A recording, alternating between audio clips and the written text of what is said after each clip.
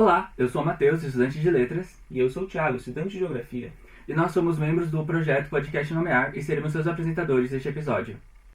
Nomear. São João del Rei, Avenida Bem-TV, Cintilar. Está começando agora o podcast Nomear.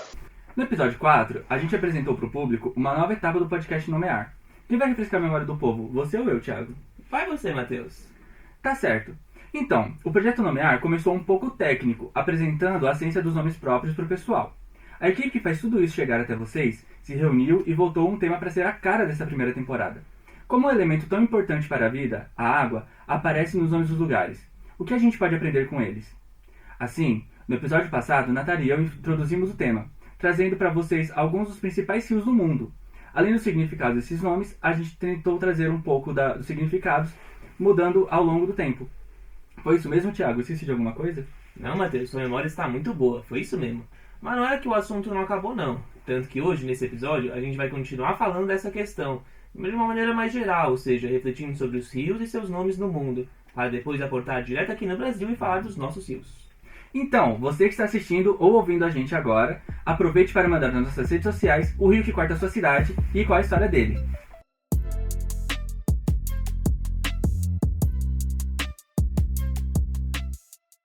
Falamos no episódio passado sobre uma porção de fatos históricos e até mitológicos ligados aos cursos d'água. Você já parou para pensar que mesmo após séculos ou milênios, o nome de um rio continua influente? É mesmo? Puxa, acho que eu não tinha pensado nisso, não. Eu acho que ninguém pensa muito sobre isso, né, Thiago? Afinal, os rios estão sempre ali, como parte do nosso dia. Ninguém para muito para pensar nos seus nomes. Pois é, né? Só quem estuda os nomes próprios é quem pensa sobre isso e tenta responder as questões ligadas ao assunto. Já vi também geógrafos e historiadores interessados, mas no geral o assunto passa batido. E é por isso que esse podcast foi criado. Mas me conta mais sobre isso, Matheus. Então, eu lembro que no último episódio a gente falou sobre uma porção de rios que são bem antigos e mantêm os seus nomes até hoje. Falamos do Ganges, do Nilo, do Tietê, entre outros. E por que esses nomes aí permanecem por tantos séculos e até por milênios? Tem alguma explicação para isso? Tem sim, Thiago. Quem deixou isso muito claro foi um autor super importante da toponímia francesa, Albert Dussat, em seu livro chamado Les Noms du Lieu, ou traduzido, Os Nomes dos Lugares. Esse livro ele é um clássico da toponímia no mundo. E não é nele que, além de outras coisas, ele vai analisar também os nomes dos rios na França, que inclusive antigamente se chamava Gália. É isso aí, Thiago. Aproveitando esse gancho, é bem legal explicar que Gália era um dos nomes antigos da França, isso lá na época do Império Romano. Isso aí, mas o Dussat, ele diz que os elementos permanentes na paisagem, como rios, montanhas, dificilmente vão ter os seus nomes apagados. Ah, dá pra imaginar o porquê, né, Thiago? Lembrando do episódio anterior, é possível concluir que o nome de um rio se fixa para garantir comunicação, localização e memória. É isso mesmo. Devido à centralidade que os cursos d'água têm na vida dos povos, os seus nomes são muito resistentes à mudança. Não é que não haja uma troca dos nomes, mas pode-se dizer que o nome de um rio é muito mais duradouro do que o nome de uma rua ou de uma estrada. Mas há também uma questão de disputa simbólica, né? É claro que não dá para considerar outros lugares, mas pensem logo no Brasil. E em que você está pensando exatamente? O que não falta é rio no Brasil. Ah, eu pensei no grande rio Amazonas.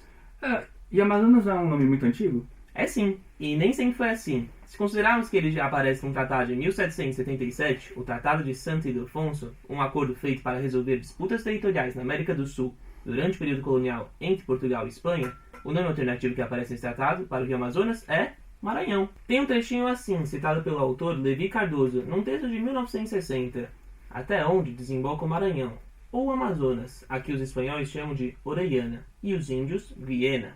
Ah, um parênteses pessoal, ele escrevia índios mesmo, como era de costume na época. Hoje o termo usado é indígenas ou povos tradicionais.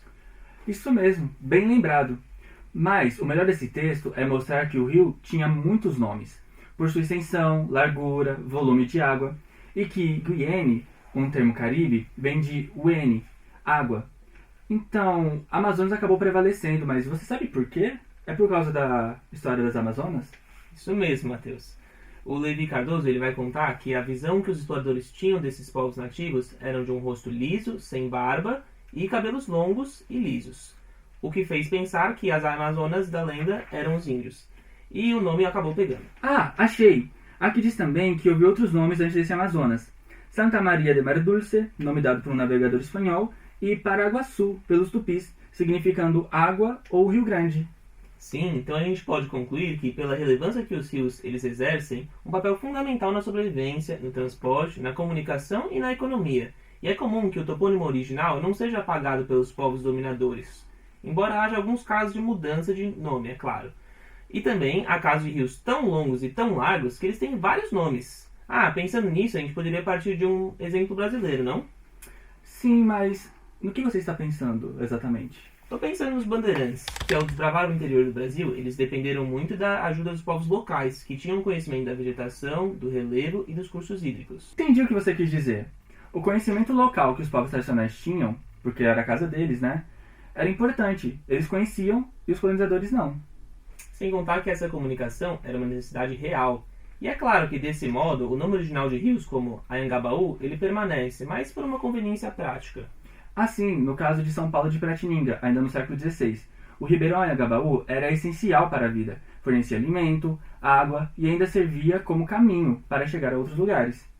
É isso aí, Matheus. Estamos falando de São Paulo, mas a mesma lógica se aplica a outros lugares do Brasil. Eu tô pensando numa coisa aqui. Que eu já tô curioso, Matheus. Os nossos indígenas do século XVI não chegaram a desenvolver um sistema de escrita. É verdade, não chegaram. Toda essa tradição era oral. Sim, mas os europeus tinham o hábito de registrar tudo. Há quantidades consideráveis de documentos desse período. Cartas, diários de navegação, peças de teatro ensinadas pelos jesuítas com os indígenas. Sim, é isso mesmo, bem lembrado. Um topônimo ele não é registrado apenas no mapa. Parece lógico pensar que diretamente na cartografia quando a gente fala em toponímia, mas qualquer registro vale. Pois é, Tiago. Assim, esses registros escritos serviriam como documentos para preservar esses topônimos, super antigos. Sim, já vi nomes indígenas de rios em diversas produções escritas. Não me refiro apenas a registros legais, tratados ou mapas, mas também a poemas, crônicas ou até textos religiosos.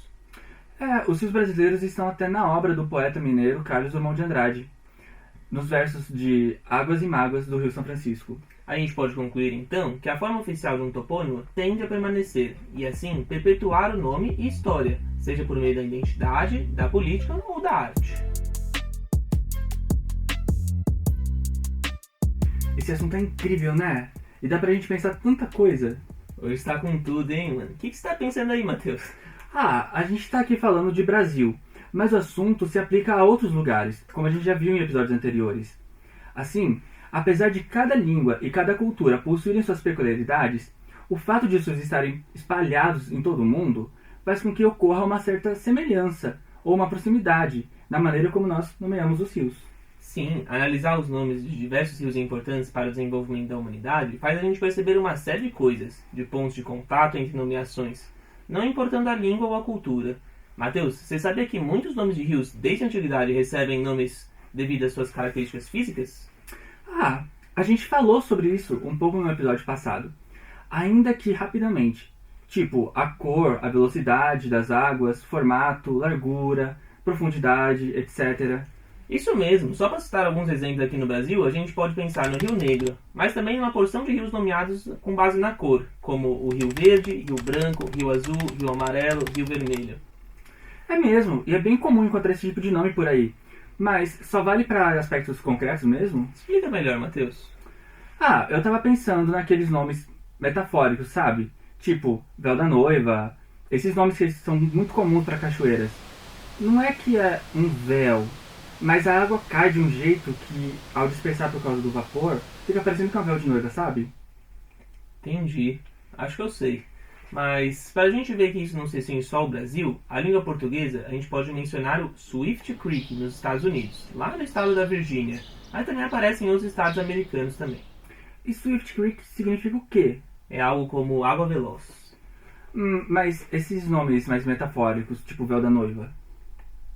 Acho que não tem muito não, cara. Andei olhando lá e naquele site interessante, o GeoNames, e a maioria dos nomes é bem descritivo mesmo. Mas achei legal que se encaixaria aqui na nossa conversa, o Milk River, ou o Rio de Leite, que fica no estado da Montana, quase na divisa com o Canadá. Não é metafórico, é metonímico, e o nome vem de um aspecto esbranquiçado da água, devido a sedimentos glaciais, que fazem sua aparência similar à de um leite. E eu acho que esse aspecto vai ser bem interessante. Se a gente procurar em todo mundo, vai encontrar esse tipo de coisa por aí, né? Sim, é isso aí. A gente já havia falado. Não vem de agora não. Isso acontece desde a antiguidade. E sabe como é possível saber disso? Não sei bem, mas deve ter relação com a permanência do nome, não é? Porque é diferente do que ocorre com ruas e avenidas. Nesses casos, é bem comum uma rua, avenida ou até mesmo uma ponte mudar de nome. Mas um rio, eu não lembro de nunca ter escutado que um rio mudou de nome. Exatamente. Quem bem observou isso foi aquele autor que já falamos hoje, Albert Dussart. Ele percebeu que os nomes de rios eles são duradouros porque os próprios rios são perenes, ou seja, podem durar milhões de anos. Como esses nomes são dificilmente trocados, eles guardam vestígios de línguas faladas por povos mais antigos que no passado habitavam aquela região onde eles se encontram. Mas também é importante falar que às vezes os nomes de rios são trocados sim. E aí eles deixam vestígios de mais de uma língua ou povos. Curioso, não? Um bom exemplo disso é o rio Guadalquivir, lá em Sevilha, na Espanha. A gente já trouxe esse rio rapidamente no episódio passado.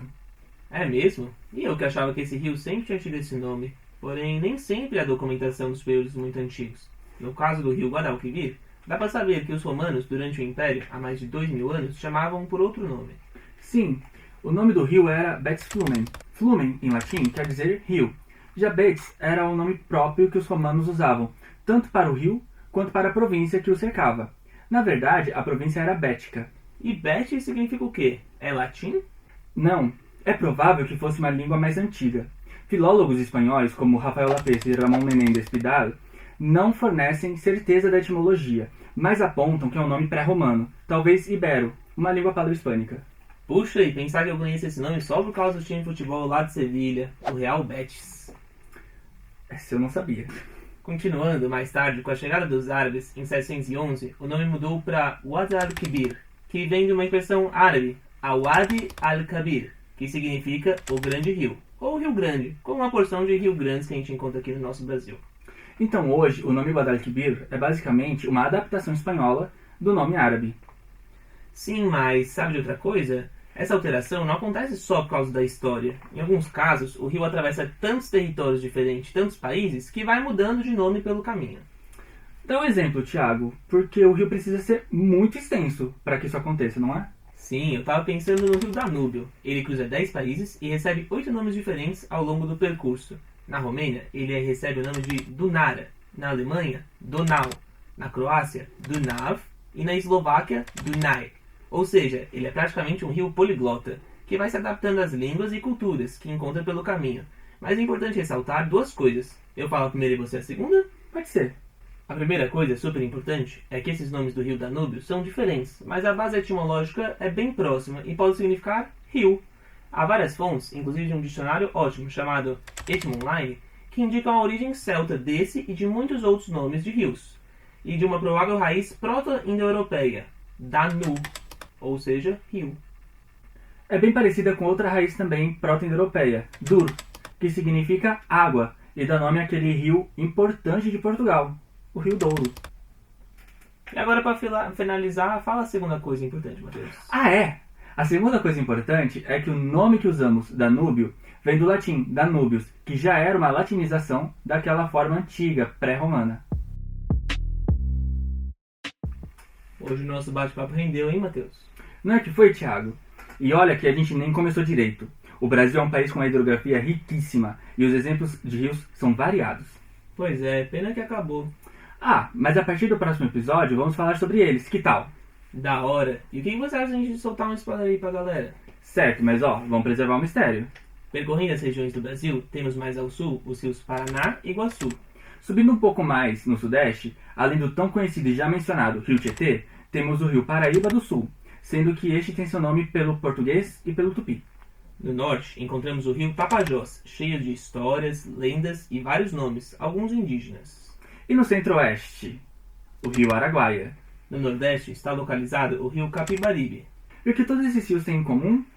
Eles trazem seus nomes atuais ou antigos uma importante herança cultural indígena.